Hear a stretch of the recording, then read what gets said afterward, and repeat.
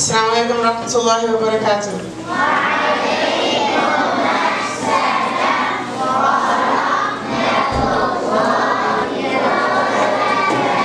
Bismillahirrahmanirrahim. So, that is so funny because I work at an Islamic school in Memphis, Tennessee, and the way you guys responded was the same exact way my students do. So I think it's like a worldwide thing at Islamic schools. I love it. So, first off, just thank you for allowing me to be here this morning and speak to you all. A bunch of beautiful faces, mashallah. Thank you to Brother Sufu for inviting me here. I'm here on break, so I had a free morning, and I was like, let me come to Medina Academy, right?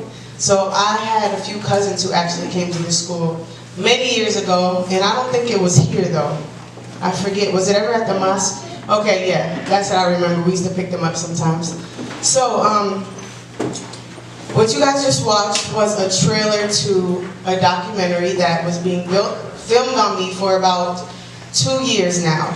And this film was, these two random guys emailed me and they said, you know, we'd love to follow your story.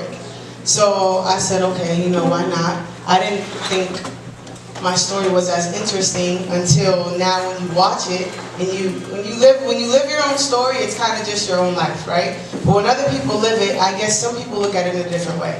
So I'm going to just explain to you guys. Brother Sufu was able to give you guys a short biography. But I started playing basketball at the age of 4 years old.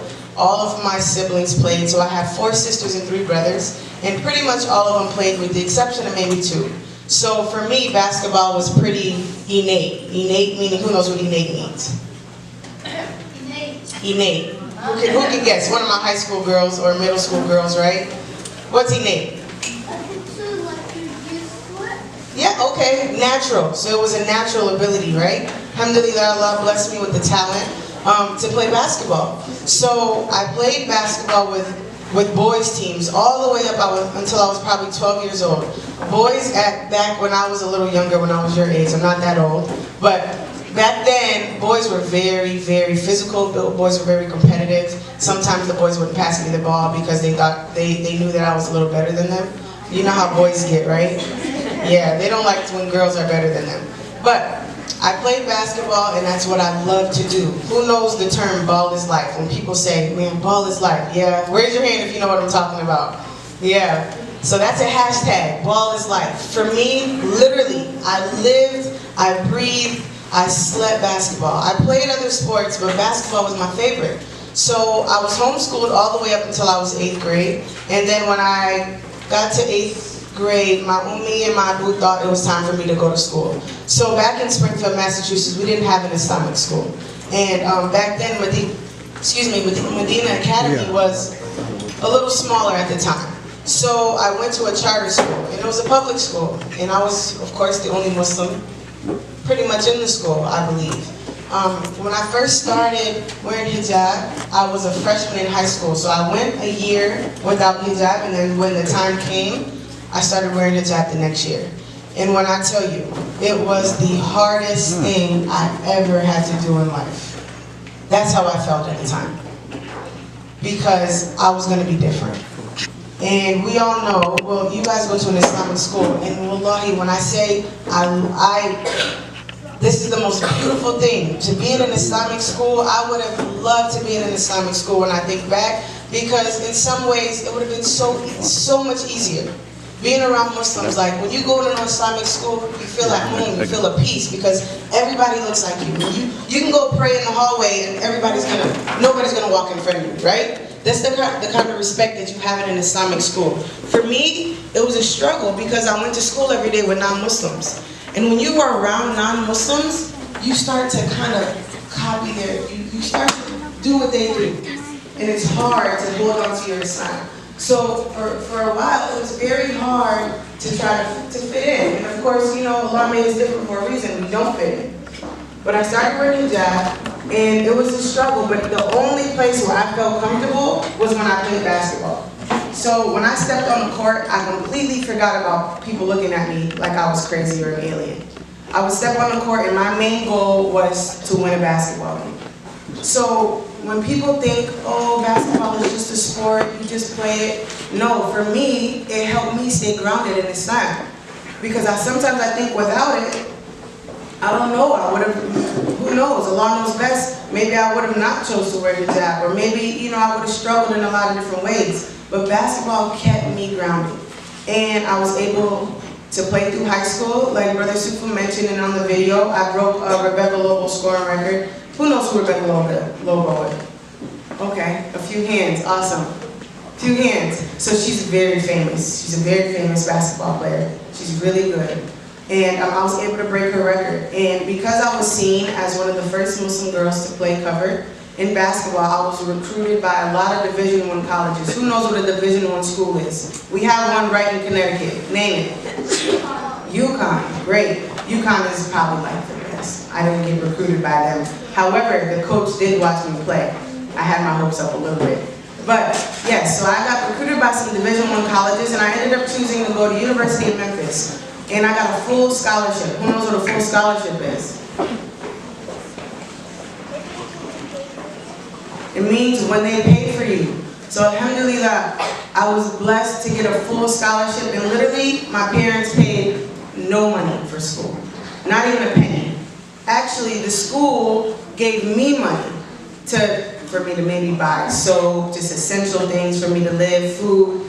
And so that, because I was talented in something, and because I stuck to what I felt like I loved, and it could be anything, whether it's a sport, an art, education, you can be smart and get plenty of scholarships, and you have to stick with it, right? So I stuck with something that I thought I loved, and I knew I loved, and I was good at it. So I went through college, and then I reached a point where I could make it to pro basketball.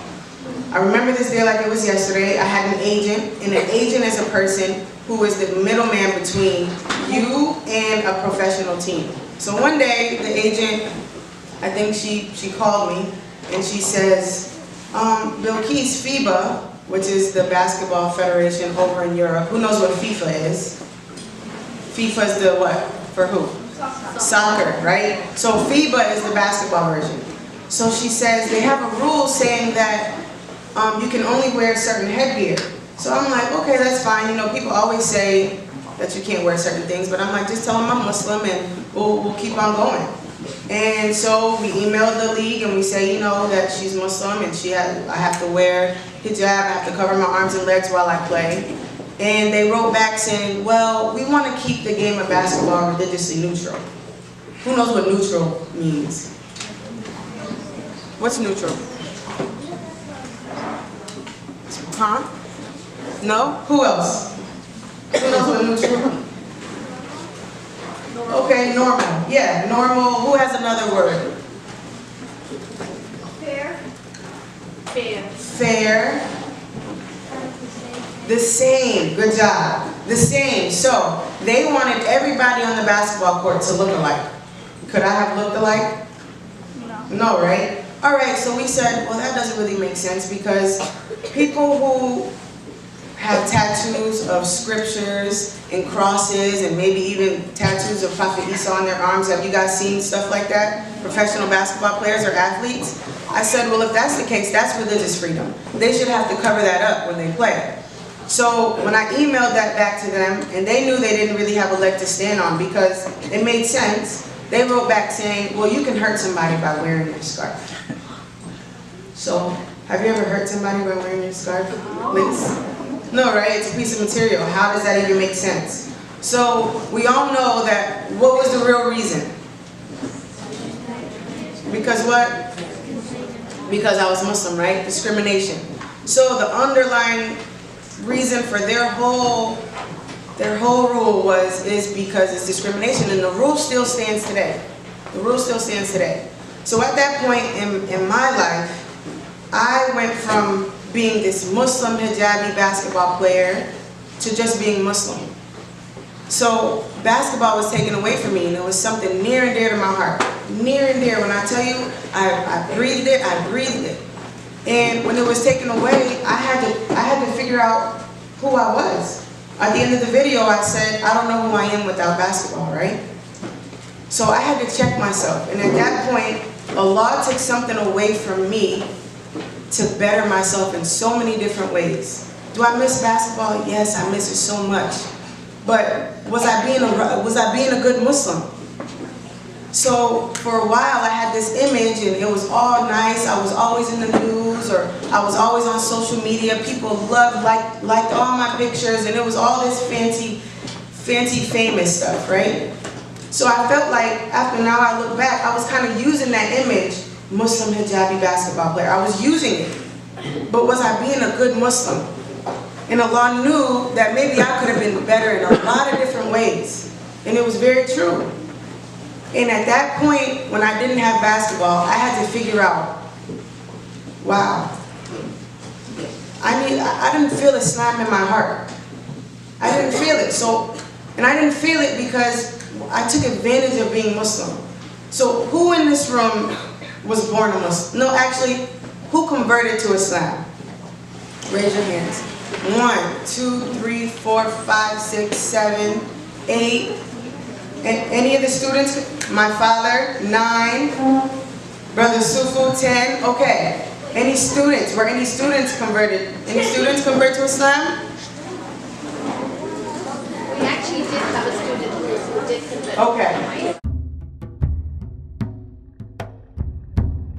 In a world full of normal, I give you so much random.